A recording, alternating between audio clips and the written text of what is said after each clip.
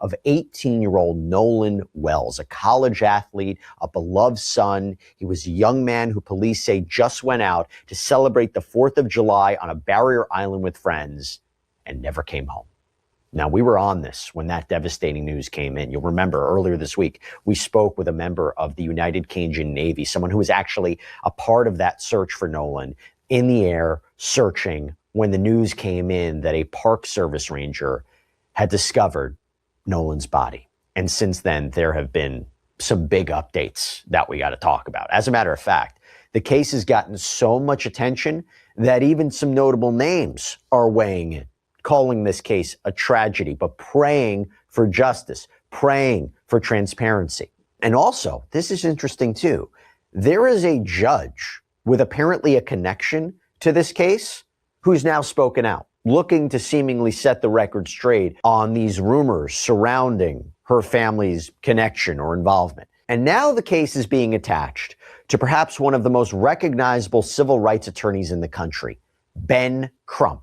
Just recently spoke to ABC News, raised some serious questions about the handling of this case, is now representing Nolan's family. And all this while Nolan's body is being flown out of state for an independent autopsy, the results of which are potentially, reportedly, expected as soon as tomorrow. But I just want to take a moment here because a lot has happened and I want to try to get an understanding of it before we get into the new details. So this all started with that trip to Horn Island on the 4th of July. Now, if you're not familiar, Horn Island is this long, thin barrier island. It's about 10 miles off the coast of Mississippi. It's part of the Gulf Islands National Seashore, only accessible by boat. It's known as a spot where people like to go have some fun out on the water, especially on a holiday like the 4th of July. And that is exactly what authorities say 18-year-old Nolan Wells and a group of friends decided to do, that they apparently took out a private boat out to the island for the day, and something went wrong while he was out there. According to police, Nolan was last seen at around 3 p.m. on the northwest tip of Horn Island. His friends reportedly told searchers that he wanted to stay behind to talk to a girl, was planning to catch a ride back with another group. They ended up leaving, but when Nolan didn't return home, his mother reported him missing, setting off this massive search, involved multiple agencies, including the Jackson County Sheriff's Office, the United Cajun Navy. Now, we spoke with the Vice President of the United Cajun Navy, Brian Trasher, in our previous episode, because he was part of the search. He was actually searching in the air when the news came in about Nolan's body. I saw the body from about 300 feet in the air, and I can tell you that it did not appear to be waterlogged. It was only in the water for a couple days. But nevertheless, the sheriff's office put out a statement saying that they had no reason to believe it was not Nolan. Yeah, so a park ranger discovered this body in the water off the northwest tip of the island on July 7th. The family confirmed it was Nolan. But this is where things get complicated, because since that time, the case has taken some turns. The questions have only deepened. And I want to talk about what is happening right now. And now I want to bring on somebody to help make sense of everything that's happening. Joining me now, civil rights attorney, friend of the show, Joe Richardson. Joe, thank you so much for coming on. Particularly, I know you're at a conference, so you're very generous with your time. So, Joe, thank you. Always good to be here with you, Jesse, always. Thank you. I feel the same. So I want to start with the biggest development here, right? Arguably the biggest development.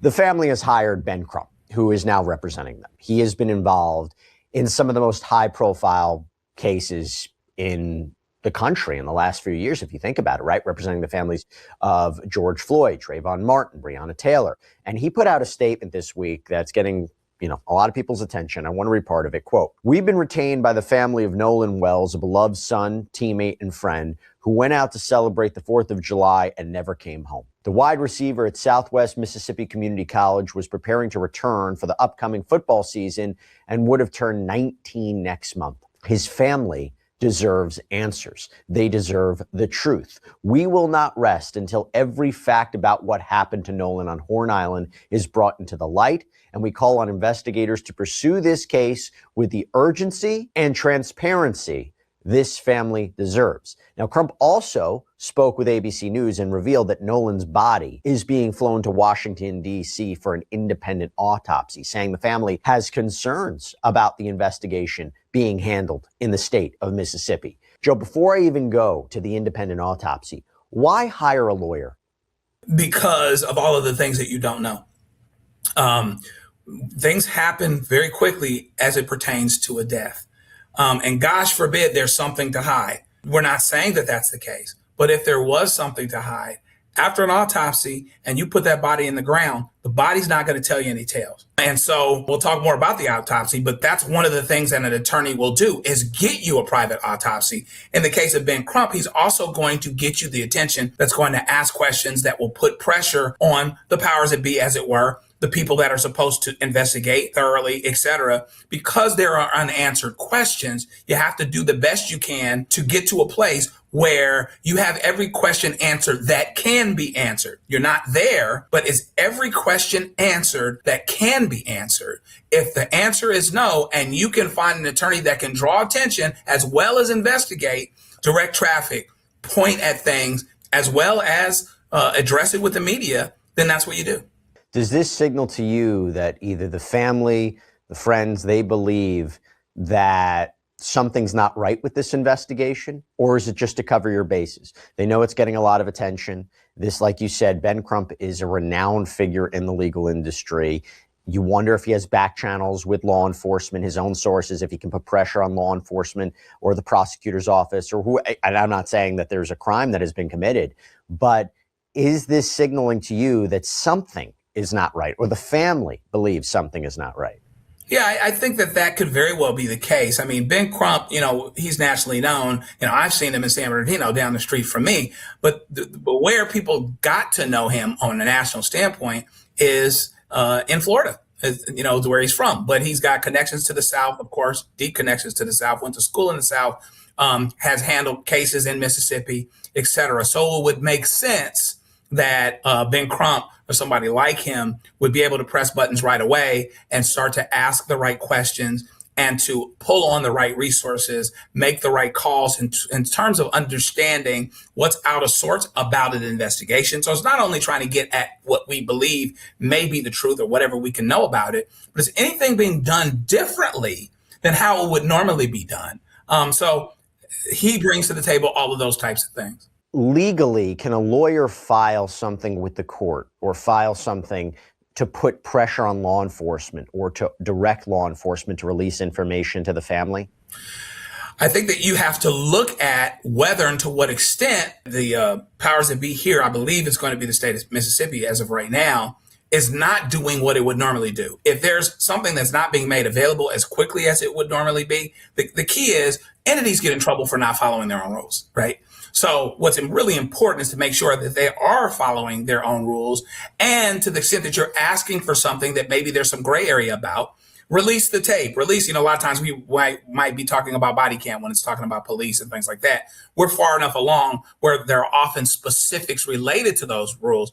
But if there's gray area where there's no specific prohibition on releasing something, releasing some information, doing X or Y or Z, and the police or the investigators aren't doing it, then maybe that's what the media attention helps to do. Particularly if, the shoe's on the other foot now. Often when people get pulled over or when people deal with police, they say, well, if you've got nothing to hide, let me search the car. So now here are people saying, authorities, if you have nothing to hide, be as transparent as you can possibly be within the law to let us know everything we can know about what happened.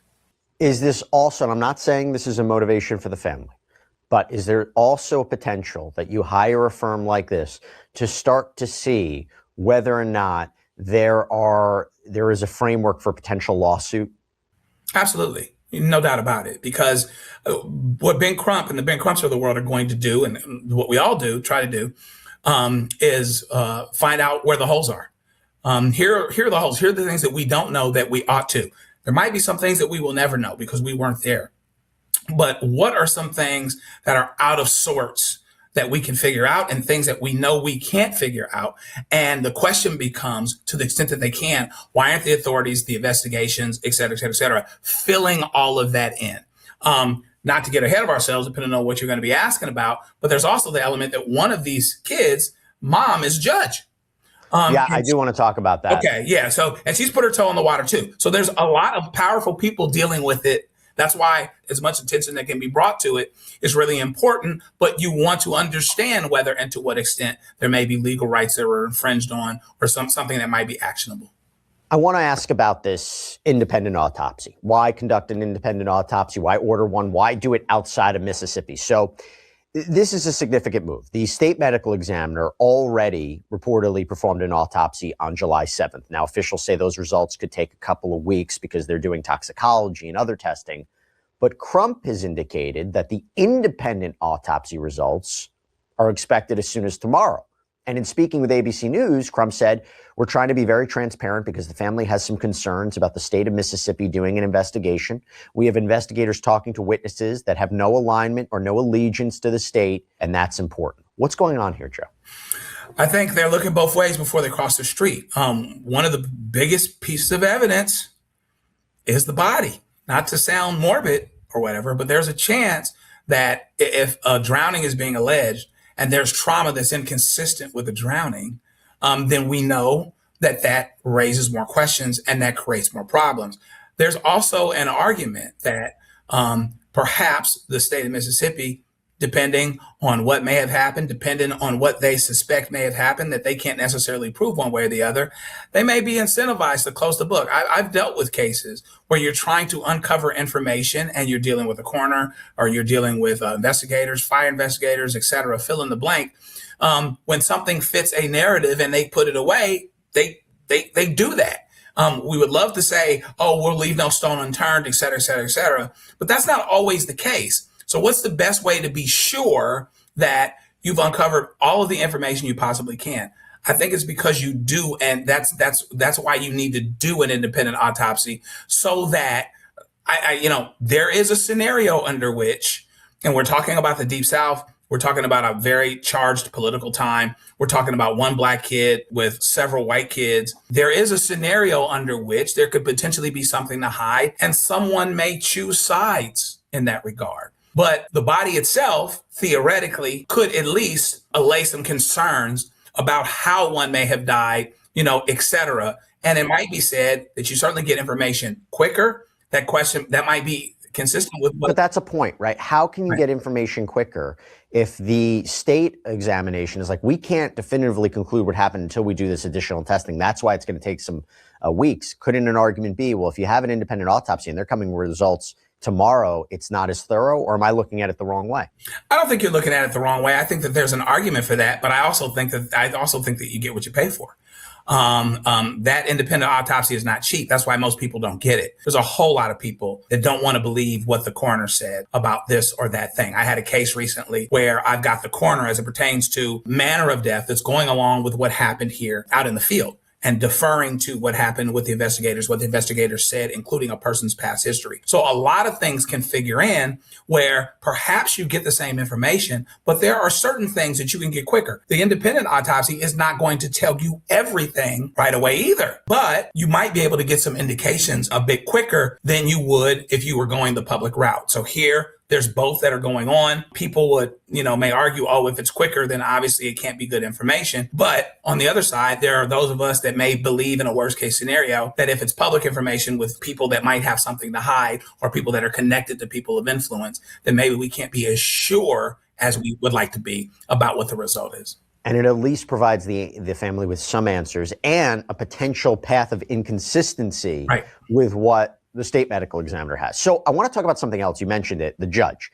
There is a judge who is apparently directly connected to this case, now broken her silence. We're talking about Chancery Judge Ashley Cole, whose son was one of the friends out on the boat trip with Nolan, posted a lengthy statement on Facebook saying, quote, "Our son loved Nolan dearly. Unfortunately, I feel that it is appropriate for our family to dispel some rumors with facts based upon the social media attention that is being diverted away from the Wells family and their loss. Our son was interviewed by the Jackson County Sheriff's Department and cooperated fully. He saw Nolan last at around 3 p.m. on July 4th. They left around 4:30 p.m. when the boat was taking on water and they had an issue with the bilge pump. Nolan made a decision to stay on the island and return inland later with another group of friends. My family is hopeful that this information will help to redirect the attention to the Wells family, their grief, and their need for our community support."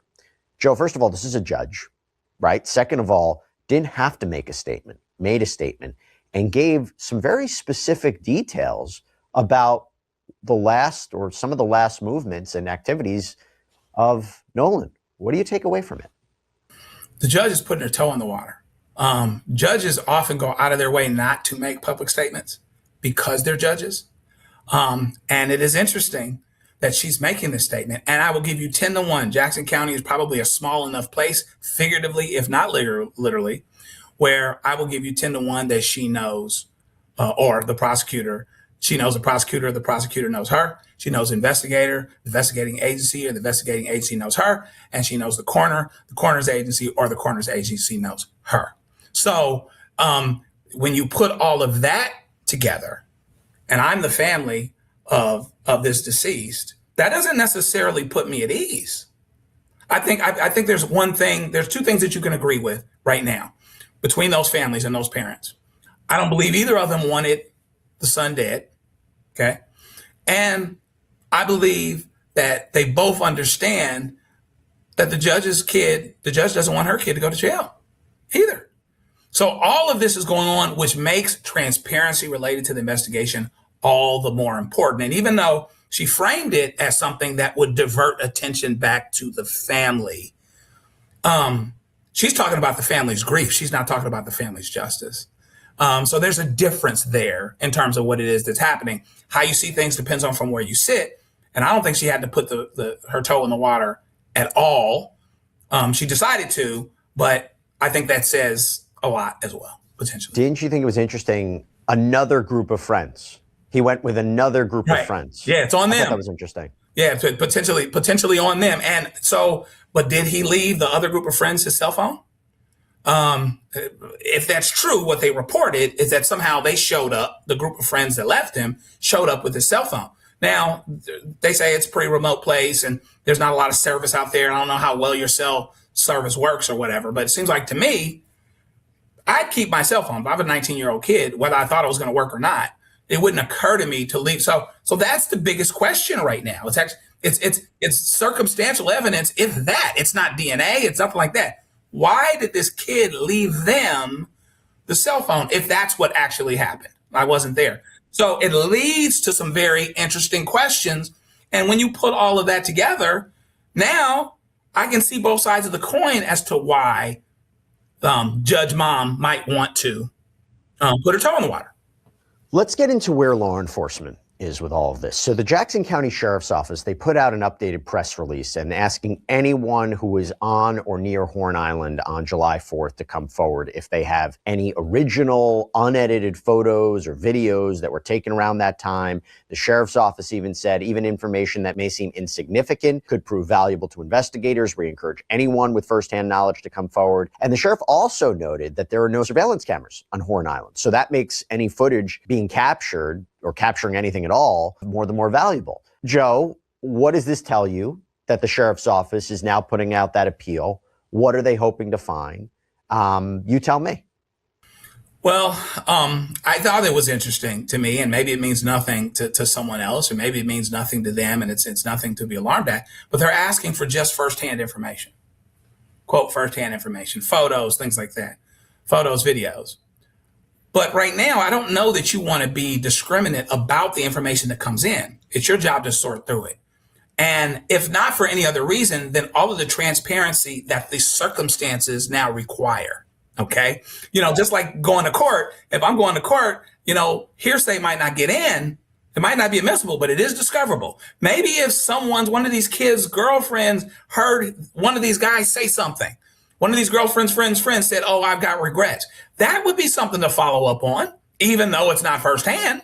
So right now, we can talk about firsthand information later, but anybody that's got anything to say, when you put out a dragnet for information, in my opinion, you don't tell people, just give me this type of information, because you are the investigating agency and you can decipher and discern what's good, what's not, what you can follow up on. And I think that with a lack of cameras, with a lack of a lot of the firsthand information that you may have in a place that's more inhabited, et cetera, I think it makes it all the more important to get information from wherever you can, and you do the work to sift through it so that you avoid the appearance of impropriety in both actuality and perception. You've done everything you can do to answer every question that you possibly can so that everyone can move on. Talking about video, it is worth noting that there has been some speculation online, including these reports from TMZ, that authorities are looking at a video that allegedly shows this heated argument that occurred on or near that island that day. I will tell you, I don't know if you've seen it, but I will tell you the sheriff's office hasn't even confirmed that. I don't know if you've seen this video, but what are your thoughts on it? Well, that's another thing to follow up on. I tell you, as a side note, it's amazing how often, we've got all of these news outlets, the ABCs and the CBSs. Often, here's TMZ with, boom, this thing, you know what I mean? And you have got to follow up on it, because if there's potential that actually happened there, that might explain something, And so I'd better have that information, investigate it, figure out that I don't need it, than need that information and not have it. So it's another thing to follow up on. And it's another piece that might help to explain why they show up with his cell phone, but not with him, assuming that happened. I'm believing the report, but there's just things that don't quite make sense. And parents know, if there's something amiss, if they know that their child wouldn't be without their cell phone. I know my child wouldn't be without hers in any instance, not voluntarily. And so does that mean that somebody needs to have the book thrown at them and get the electric chair? No, not necessarily. But it is something that we got to follow up on, and we got to leave no stone unturned. And the judge didn't talk about that. No. And look, and goes back to the larger question about so much attention, pressure being put on. There is also, I should mention this, there's also pressure coming from outside law enforcement. You have Representative Benny Thompson, Mississippi Democrat, has urged investigators to conduct a transparent and timely investigation. The NAACP posted on Instagram saying their hearts are with the family and friends. And I actually want to go now to something about the family, because, look, they're going through something that nobody should have to experience. I mean, it's one thing to go through this, but having all this attention now on it. And Nolan's mother has been posting to social media throughout this, and she shared the heartbreaking news when his body was found. But now she's asking for something else. She posted this to Facebook recently. It says, quote, "Missing our Nolan so much every second of every day. This has been the worst time in our lives. Watching his siblings go through the motions of grief adds another layer to the sadness. Please keep us in your prayers and continue to respect our privacy." There is another layer to this, because if we speak about videos, or we speak about, videos that are out there, apparently there are these AI generated videos that have been circling online, appearing to show Nolan's mother saying she won't have a funeral for Nolan. There's a video even appears to show clips allegedly of him. His mother posted the video to Facebook, calling it fake, begging people to leave the family alone. This is a whole different problem for victims and victims' families, or those who just lose loved ones in 2026, right? I mean, what do you make of this? And by the way, does someone have a legal right of action? Do they have a legal cause of action to go after people that make AI videos of them? Well, boy, it's a loaded question. It's a perfect example of ways in which the law may not have quite caught up with every potential circumstance that's related to AI, that's related to technology, right? And so, therefore, there's a question. If there is publishing of something that someone knows not to be true, there's potential for defamation. It's really interesting, because I never thought of defamation so much in that particular context. But if someone is saying something that's knowingly not true, that might be a route, depending on, what jurisdiction you're in. Infliction of emotional distress in all of its forms, intentional or negligent. I would also imagine someone using your name, image, and likeness for personal profit. If you're making videos and getting clicks on it and getting money for it, I'm not saying that's what happened, but that's something too. Right. Yeah. I mean, so there are things there. You have to kind of adjust your thinking a little bit, because we're in this AI generation. But again, now you're talking about AI, you're talking about what's real and what's fake, and how it can take us away from what's actually important. You've got implications here of race. You've got implications of politics and all these other things. And so therefore, depending on who you are, whether you're talking about, it's amazing, whether you're talking about this deceased young man, or whether you're talking about Caitlin Clark, you have situations where people with different agendas can take it and run with it. And now they're incentivized to make something real fake, or vice versa. And it's kind of a problem. And how do you wade all the way through it? So even though the family put out the word to try to get help and figure out where their son was, I could certainly understand them wanting to have privacy, to not be bothered, and certainly not to have anything that said that's not true about them being said, being implied, being created with caricatures and AI and those types of things.